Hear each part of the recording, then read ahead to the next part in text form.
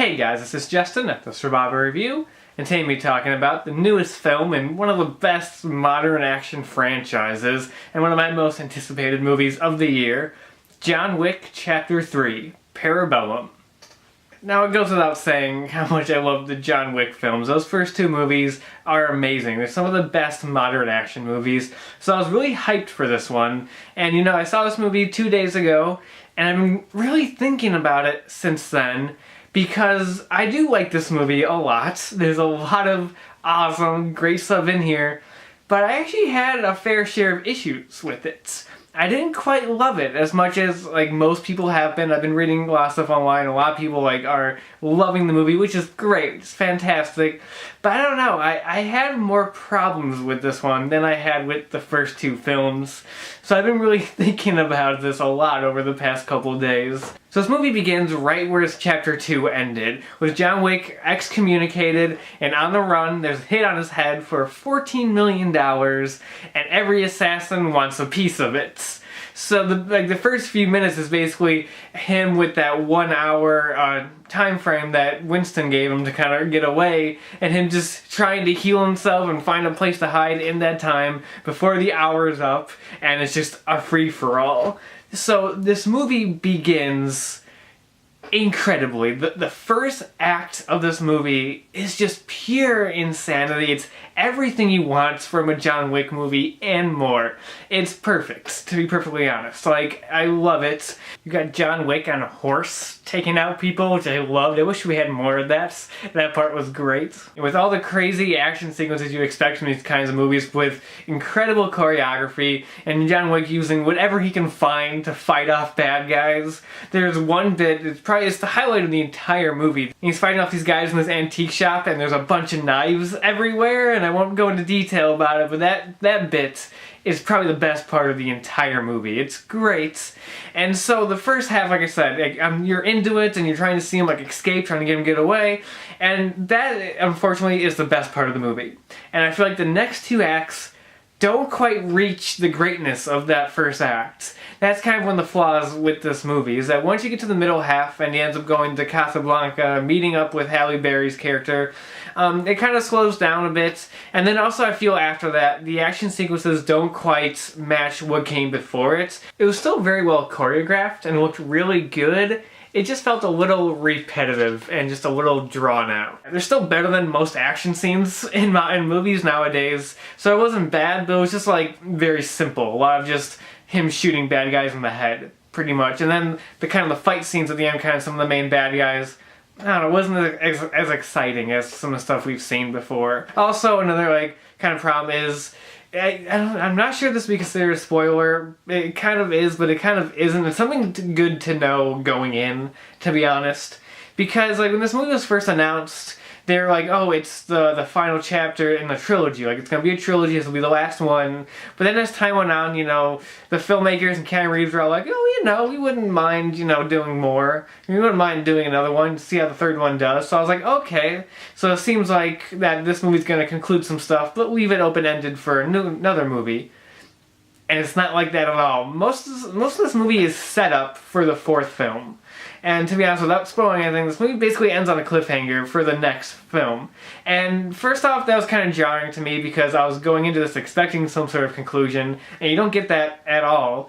And so that kind of took me out a little bit, but also I feel the way the plot was, I don't want to criticize the plot of a John Wick movie too much, because that's not why you come to these movies, really, but it felt with this one, it was more set up than its own story. It felt its own plot never really got going.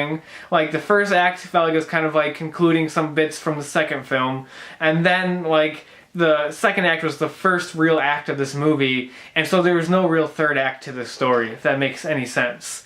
That it didn't really feel like there was really much of a conclusion to the story. And I saw this movie with Sam, and we were planning on doing this review together since he hasn't been in the videos since October.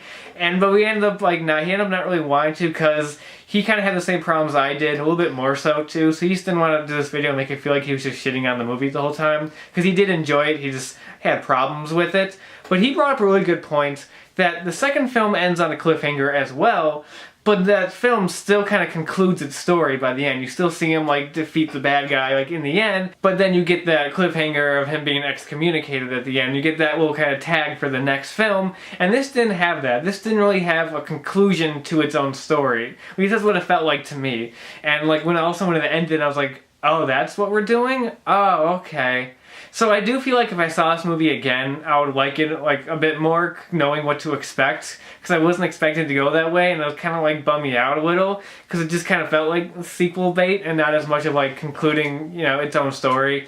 So I feel like I'd like that more on a second watch, like knowing what's going on. And from what they're building for the fourth film, it seems like it'd be pretty exciting. It seems to be pretty fun. It feels like it's building to a conclusion. Yeah, I'm sure with what they're building to, the fourth one will be the last. And they should be. They shouldn't drag this on too much because they've done pretty good so far with these two. Yeah, and other little problems I have is that there's this one main villain in the movie, and like this character almost felt like he was out of a different movie. Like he was very jokey, he had a lot of like jokey lines that just kind of fell out of place. Like the humor in the John Wick movies are kind of like a particular type of humor where they don't overdo it. You know, and mostly humor is like either due to the insane situations where the characters are in, or it's just little subtle little bits here and there, subtle little nods here and there. And for the most part, this movie is exactly the same as that. And it's great. It works. There's some good funny moments in here. But that one guy is the one problem. Like, his lines, the dialogue he has, like I say, he just feels like the villain in a different movie. He felt kind of out of place, and that stuff didn't land for me. So I don't want to keep talking about the problems, because like I said, I still really like this movie. I still liked it a lot. This movie expands upon the world some more, like the second one did, and I love that, because I love the world of these movies. I love kind of the mythology they have to this universe. Like, the way the first film subtly hinted at a lot of things, and then this one, the second one, and then this one expanded upon it, is really good. It's really well done. And there's one really cool thing the movie does that really harkens back to the subtle world building of the first film, where there's a little bit in this movie that actually kind of hints at John Wick's backstory and gives you an idea of what his backstory was without spelling it out, without going into detail and like over-explaining stuff, just subtly enough to where you're like, okay, I get it. That's all I need to know, and let's move on. And it was really fascinating. It was really interesting to see that kind of like little insights on how he became who he was, kind of, you know? And like, I liked that bit. I thought that was some of my favorite world building in the movie. And one of the things I appreciated about the movie is that it went to different locations, and the plot of the movie felt different. Like, there's this whole middle half where he goes to Casablanca, and like visually it looked different and stuff like that. And I really appreciated that, because as much as I love Chapter 2, I think that movie's still fantastic. There was a lot of repeats from the first film. There's a lot of like elements that were repeated into that one. And Chapter 3 didn't have that. It had a lot of more like unique original stuff to it, and I really like that kind of stuff. I like the new characters. Like, one of the main villains is the Adjudicator, this character who's basically just her job is to go around to all the people who helped out John Wick and be like, hey, you screwed up, you're fired, and kind of that kind of stuff. And I thought she was kind of an interesting character. I thought she was a neat addition. And I like how they basically, like, the second act of this movie is just John Wick screwing over everybody who helps him, because every time he helps someone, like, it causes, you know, like, the Adjudicator to go talk to them and be like, hey, you're out. And I thought that was kind of funny.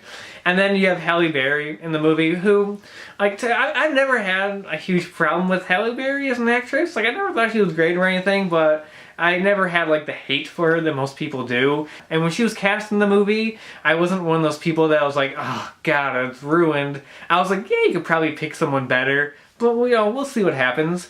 And I liked her in this movie. She was a lot of fun. She was really badass. Like, she has these 2 dogs with her that she's trained to just destroy people, mainly men's crotches. There's a lot of that in this movie, and that stuff was fun. There's this action sequence in the middle with her and John Wick, and for the most part, the action sequence was fun. I did think it kind of went on for a little too long, could have been trimmed a little bit, but you do see, like, a lot of Halle Berry. Like, you tell that she really trained hard to be, like, a female John Wick, and yeah, it's not as cool as, like, Keanu Reeves, but, like, she's pretty good. And her, like, running around with her dogs and them jumping up and attacking people, that was fun, and, like, I liked her character, actually. I really enjoyed her.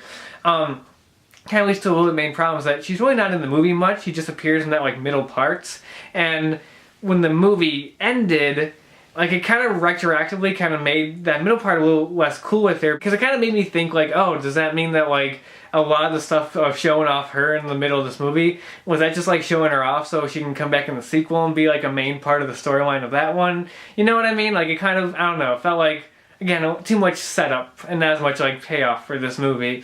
But I like her as a character, that she was fun. So there's some nice new additions, some nice new world building, kind of expanding the world of like not only the Continental but of like the High Table and all that kind of stuff, expanding upon that. The movie still looks gorgeous, like just like the first two films. Visually this movie looks spectacular, looks stunning, and like there's, like I said, the fight scenes are really fun, well choreographed. We got the guys from the Raid are in this, which is awesome.